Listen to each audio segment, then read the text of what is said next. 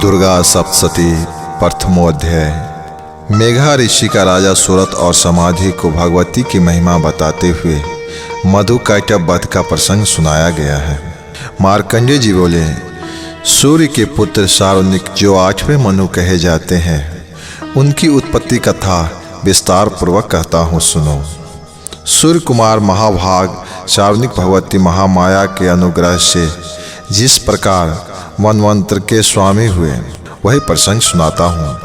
पूर्व काल की बात है। अश्वारोचिस मनवंतर में सूरत नाम के एक राजा थे, जो चैत्र वंश में उत्पन्न हुए थे। उनका समस्त भूमंडल पर अधिकार था। वे प्रजा का अपने ओर से पुत्रों की भांति धर्म पूर्वक पालन करते थे। तो भी उस समय कोला विध्वंसी नाम के क्षत्रिय उनके शत्रु हो गए। राजा सूरत की दंड नीति बहुत प्रबल थी। उनका शत्रुओं के साथ संग्राम हुआ और कोला विध्वंसी संख्या में कम थे। तो भी राजा सूरत युद्ध में उनसे परास्त हो गए। तब वे युद्ध भूमि से अपने नगर को लौट आए और केवल अपने देश के राजा होकर रहने लगे। किंतु वहां भी उस प्रबल शत्रुओं ने उस महाभाग राजा सूरत पर आक्रमण कर दिया। राजा का बल छिन्न हो चला था, इसलिए उन्हें दुष्ट, बलवान एवं दुरात्मा मंत्रियों ने वहां की राजधानी में भी राजकीय सेना और खजाने को हथिया लिया। सूरत का प्रभुत्व नष्ट हो चुका था, इसलिए वे शिकार खेलने के बहाने घोड़े पर सवार हो वहां से अकेले ही एक घने जंगल में चले गए।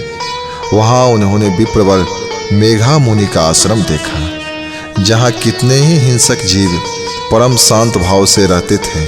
मुनि के बहुत से शिष्य उस वन की शोभा बढ़ा रहे थे। वहां जाने पर मुनि ने उनका सत्कार किया और वे उन मुनि श्रेष्ठ के आश्रम पर इधर उधर विचरते हुए कुछ काल तक रहे।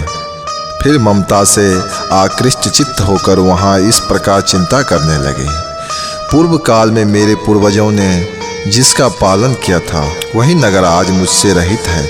पता नहीं मेरे दुराचारी भृत्यगण उसकी धर्म पूर्वक रक्षा करते हैं या नहीं। जो सदा मद की वर्षा करने वाला और शूरवीर था, वह मेरा प्रधान हाथी अब शत्रुओं के अधीन होकर न जाने किस भोगों को भोगता होगा। जो लोग मेरी कृपा, धन और भोजन पाने से सदा मेरे पीछे पीछे चलते थे, वे निश्चय ही अब दूसरे राजाओं का अनुसरण करते होंगे। उन लोगों द्वारा सदा खर्च होते रहने के कारण अत्यंत कष्ट से जमा किया हुआ मेरा वह खजाना खाली हो जाएगा। ये तथा और भी कई बातें राजा सूरत निरंतर सोचते रहते थे। एक दिन उन्होंने वहाँ विप्रवर मेघा के आश्रम के निकट एक वैश्य को देखा और उससे पूछा, भाई तुम कौन हो? यहाँ तुम्हारे आने का क्या कारण है? तुम क्यों शोकग्रस्त और अनमने से दिखाई देते हो? राजा सूरत का यह प्रेम पूर्वक कहा हुआ वचन सुनकर वैश्य ने विनीत भाव से उन्हें प्रणाम करते हुए कहा। वैश्य बोला, राजन, मैं धनियों के कुल में उत्पन्न एक वैश्य हूँ। मेरा नाम समाधि है। मेरे दुष्ट स्त्री पुत्रों ने धन के लोभ से मुझे घर से बाहर निकाल दिया है। मैं इस समय धन, स्त्री और पुत्रों से वंचित हूँ। मेरे विश्वसनीय बंधुओं ने मेरा ही धन लेकर मुझे दूर कर दिया है, इसलिए दुखी होकर मैं वन में चला आया हूँ। यहाँ रहकर मैं इस बात को नहीं जानता कि मेरे पुत्र की, स्त्री की और स्वजनों की कुशल है या नहीं। इस समय घर में वे कुशल से रहते हैं अथवा उन्हें कोई कष्ट है। वे मेरे पुत्र कैसे हैं? क्या वे सदाचारी हैं अथवा दुराचारी हो गए हैं? राजा ने पूछा, जिस लोभी स्त्री, पुत्र आदि ने धन के कारण तुम्हें घर से निकाल दिया, उसके प्रति तुम्हारे चित्त में इतना स्नेह का बंधन क्यों है? वैश्य बोला, आप मेरे विषय में जैसी बात कहते हैं वह सब ठीक है, किंतु क्या करूं? मेरा मन निष्ठुरता नहीं धारण करता। जिन्होंने धन के लोभ में पड़कर पिता के प्रति स्नेह, पति के प्रति प्रेम तथा आत्मीयजन के प्रति अनुराग को तिलांजलि दे मुझे घर से निकाल दिया है, उन्हीं के प्रति मेरे हृदय में इतना स्नेह है। महामहे, गुणहीन बंधुओं के प्रति भी जो मेरा चित्त इस प्रकार प्रेम मग्न हो रहा है, यह क्या है? इस बात को मैं जानकर भी नहीं जान पाता। उनके लिए मैं लंबी सांसें ले रहा हूँ और मेरा हृदय अत्यंत दुखित हो रहा है। उन लोगों में प्रेम का सर्वथा अभाव है, तो भी उनके प्रति जो मेरा मन निष्ठुर नहीं हो पाता, इसके लिए क्या करूं? मार्कंडेय जी कहते हैं, ब्राह्मण तदंतर राजाओं में श्रेष्ठ सूरत और वह समाधि नाम वैश्य दोनों साथ साथ मेघा मुनि की सेवा में उपस्थित हुए और उनके साथ यथा योग्य न्याय कुल विनय पूर्वक वार्तालाप करते हुए बैठे। तत्पश्चात वैश्य और राजा ने कुछ वार्तालाप आरंभ किया। राजा ने कहा, भगवान, मैं आपसे एक बात पूछना चाहता हूँ, उसे बताइए। मेरा चित्त अपने अधीन न होने के कारण वह बात मेरे मन को बहुत दुख देती है। जो राज्य मेरे हाथ से चला गया है उसमें और उसके संपूर्ण अंगों में मेरी ममता बसी हुई है। मुनि श्रेष्ठ, यह जानते हुए भी कि अब वह मेरा नहीं है, अज्ञानी की भांति मुझे उसके लिए दुख होता है। यह क्या है?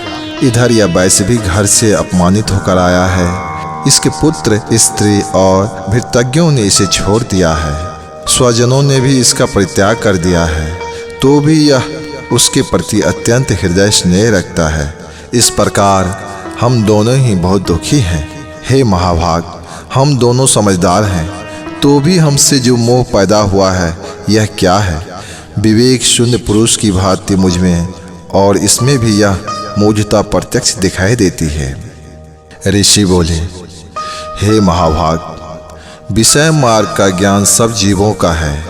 इस प्रकार विषय भी सबके लिए अलग अलग है।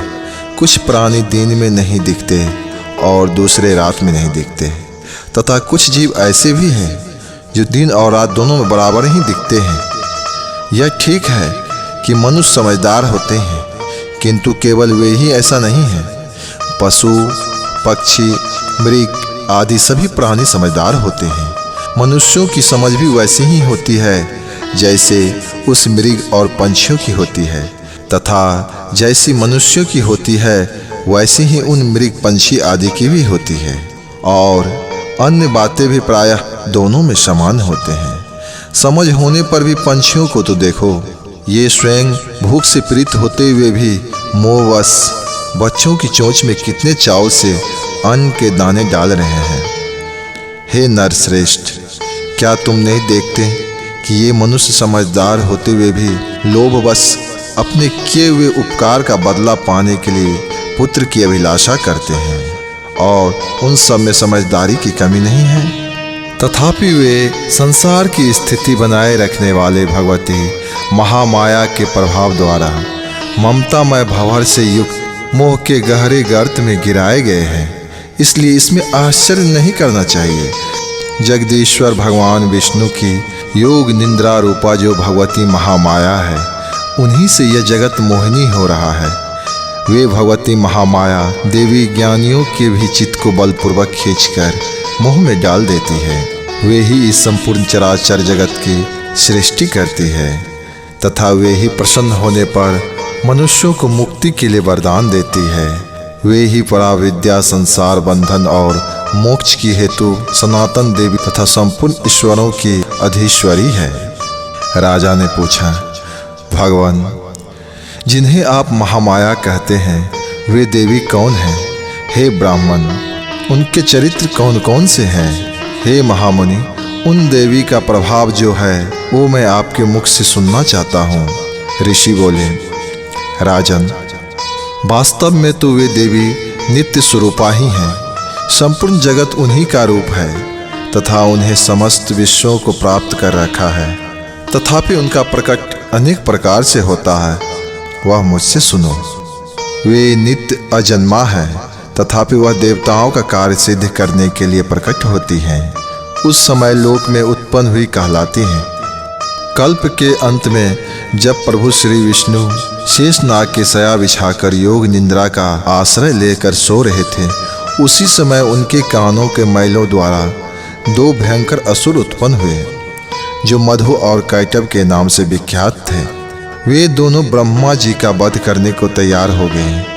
भगवान विष्णु के नाभि कमल में विराजमान प्रजापति ब्रह्मा जी ने जब उन दोनों भयानक असुरों को अपने पास आया और भगवान विष्णु को सोया हुआ देख एकाग्रचित्त होकर उन्होंने भगवान विष्णु को जगाने के लिए उनके नेत्रों में निवास करने वाली योग निंद्रा का स्तुति आरंभ किया, जो इस विश्व की अधीश्वरी जगत को धारण करने वाली, संसार का पालन और संहार करने वाली तथा तेज स्वरूप भगवान विष्णु की अनुपम शक्ति है। उन्हीं भगवती निंद्रा देवी की भगवान ब्रह्मा स्तुति करने लगे। ब्रह्मा जी ने कहा, हे देवी, तुम ही स्वाहा, तुम ही स्वाधा और तुम ही संसार हो।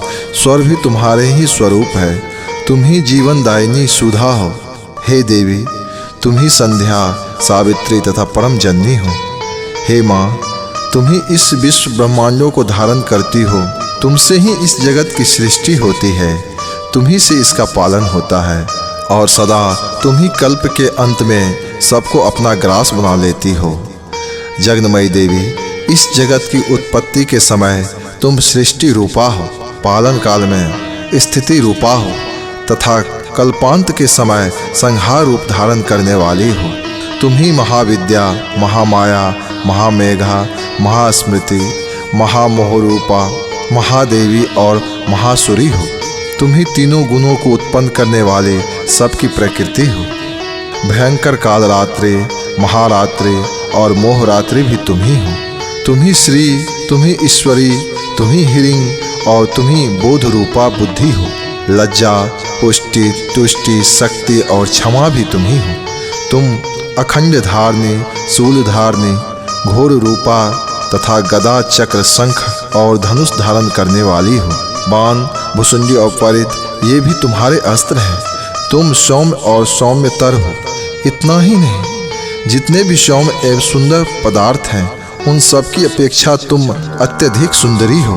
पर और अपर सबसे परे रहने वाले परमेश्वरी तुम ही हो।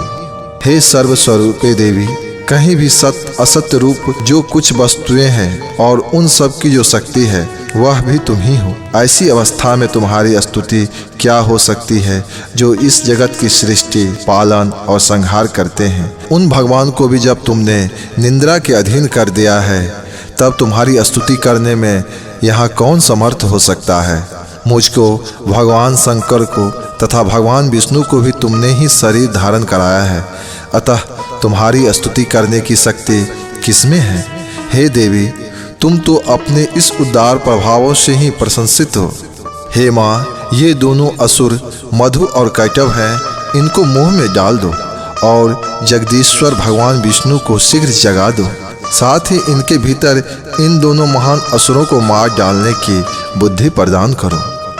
ऋषि कहते हैं, राजन, जब ब्रह्मा जी ने वहाँ मधु और कैटभों को मारने के उद्देश्य से भगवान विष्णु को जगाने के लिए तमोगुण की अधिष्ठात्री देवी योग निंद्रा की इस प्रकार स्तुति किए, तब वे भगवान के नेत्र, मुख, नासिका, बाहु, हृदय और वक्ष स्थल से निकलकर ब्रह्मा जी के दृष्टि के समक्ष खड़ी हो गई।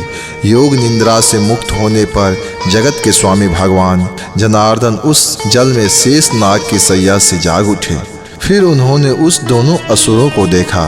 वे दुरात्मा मधु और कैटभ अत्यंत बलवान तथा पराक्रमी थे और क्रोध से लाल आंखें किए ब्रह्मा जी को खा जाने को कर रहे थे।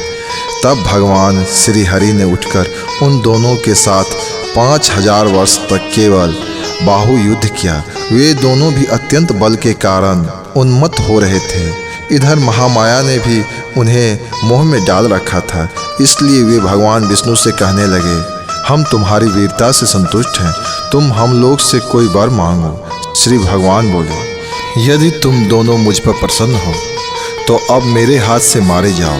बस इतना सा ही मैंने वर मांगा है, यहाँ दूसरे किसी वर से मुझे क्या लेना।